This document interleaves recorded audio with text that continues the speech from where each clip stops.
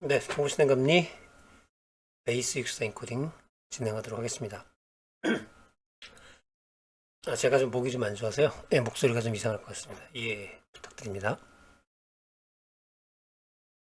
우선은 그 이미지나 영상 같은 거, 뭐 텍스트는 해봤지만 왜 우리가 이제 베이스 64 엔코딩을 하나 굳이 이제 알아보기로 했습니다. 그래서 우선 이미지를 한번 저희가 베이스 엔코딩을 한번 해보겠습니다. 예를 들어서요. 이런 작은 이미지를 하나 만들어 보겠습니다.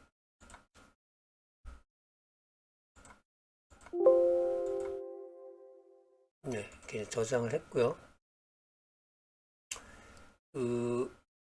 이런 이미지를 한번 사이트에 가시면 베이스 인코딩 해주는 사이트가 있습니다.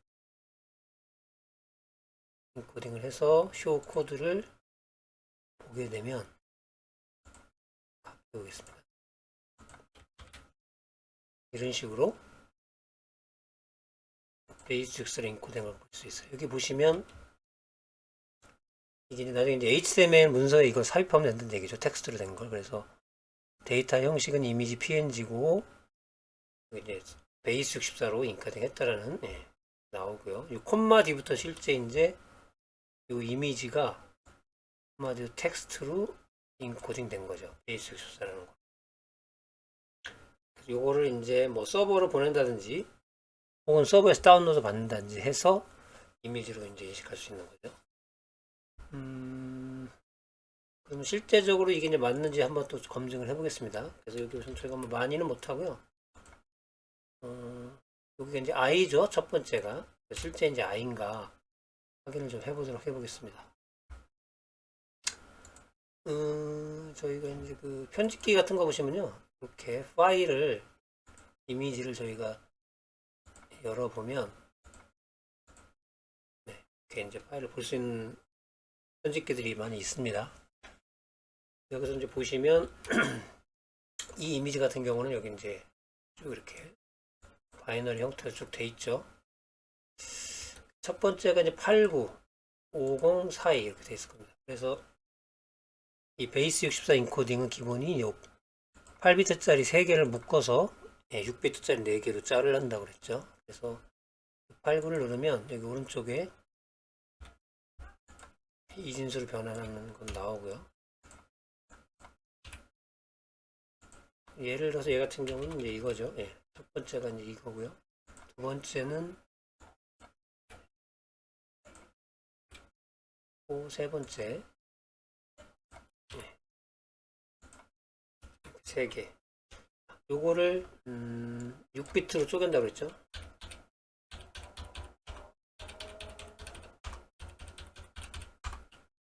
쪼개군요.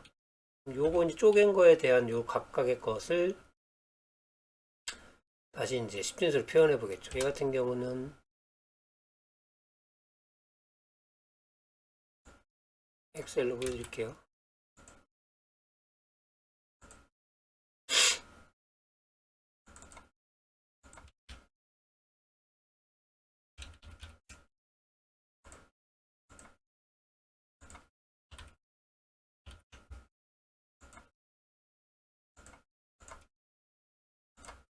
(1 0 0 0 1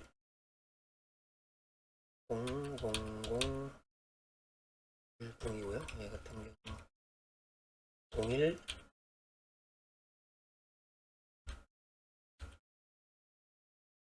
01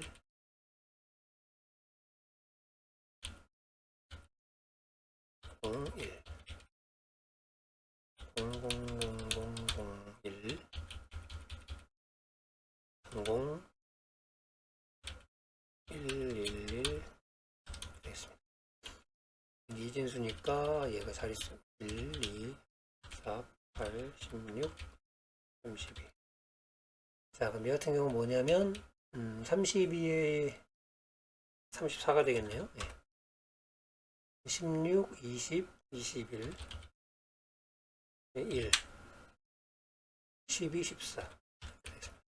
이렇게 이제 10진수로 변환을 했고요. 그런 다음에 이제 테이블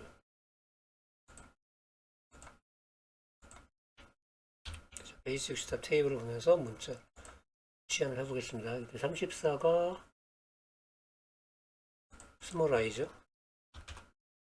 21이 1이 2, 14가 옵니다. 네, 그래서 얘는 IVBO 아마 됐을 거로 보여집니다. 네 자리는. 그래서 아까 저희가 해놓은 확인을 해보면 실제 인코딩한 요 값과 저희가 해본 계산에서 나온 것이 동일한 것을 확인하실 수가 있습니다. 그래서 이미지도 결국은 이렇게 베이시스 인코딩을 해서 이렇게 HTML 파일에다가 넣어주면 되는구나. 네, 이미지 형태로 이제 서버로 보낸다거나 볼 수 있죠. 그럼 이렇게 왜 할까? 그건 이제 두 가지 정도로 볼 수 있습니다. 첫 번째는 그 효율성 문제인데요.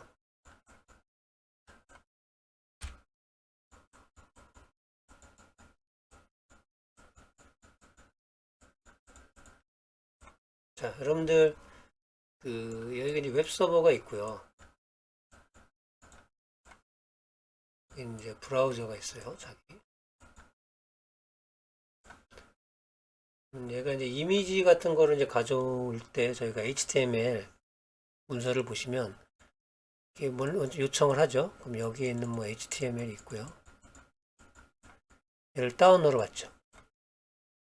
그래서 이제 브라우저에서 쭉 얘를 해석하다가 여기 태그로 img 이미지 태그를 만나고 여기에 어떤 파일 뭐 있으면 얘가 다시 서버에 요청을 합니다. 그래서 여기에 있는 뭐 이미지 파일, png 파일을 다시 다운로드 받죠. 리퀘스트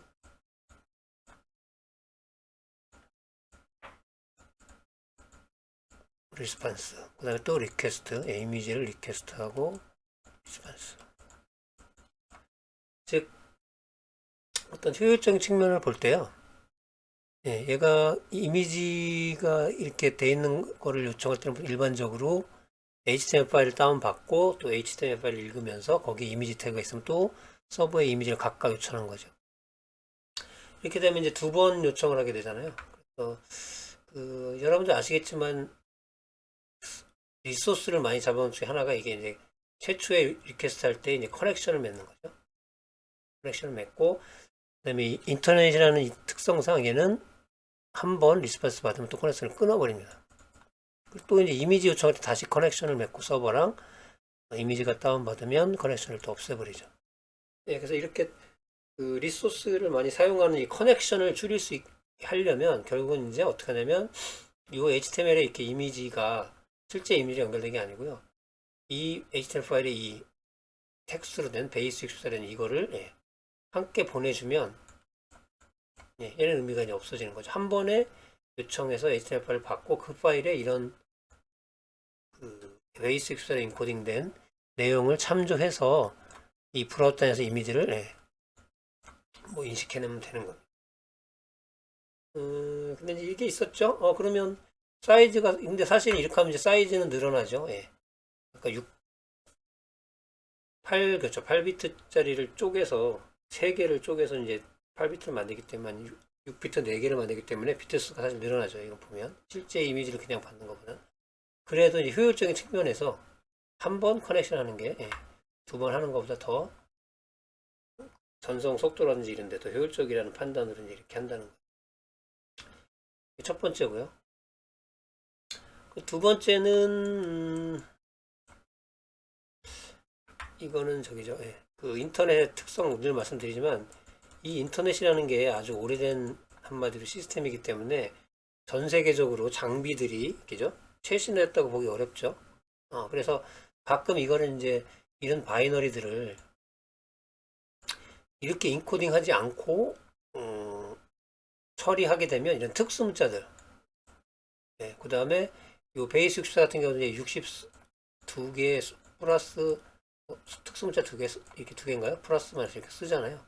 64개를 쓰는데 이거에 이제 없는 특수 문자들이 인터넷을 통해서 왔다 갔다 할 때는 당연히 이제 에러가 난다거나 이해를 못하게 되는 문제가 발생을 했죠. 그래서 인터넷이 이해할 수 있는 이런 62개의 숫자, 그다음에 숫자랑 문자, 그다음에 이제 특수 문자 같은 거 이렇게 2개 정도 해서 인터넷에서 이제 문제가 안 생기도록 바꾸는 그런 의미도 있습니다. 크게 이제 이런 두 가지 때문에 베이스 64를 인코딩을 해서 처리를 한다. 그거를 이제 알고 계시면 될 것 같습니다. 뭐 저희가 뭐 감리하면서 뭐 베이스 64 인코딩을 하고 디코딩을 하고 이런 것은 하지 않겠지만, 예. 어차피 이제 이 웹 시스템이라는 걸 여러분들이 이제 감리하시기 때문에요. 부가적으로 이런 뭐 용어나 혹은 어떤 메커니즘으로 이게 인코딩 되고 디코딩 되나, 또 이유는 뭔가 이런 거 정도는 알고 계실 필요가 있을 것 같습니다. 예. 오늘 이것으로 마치겠습니다.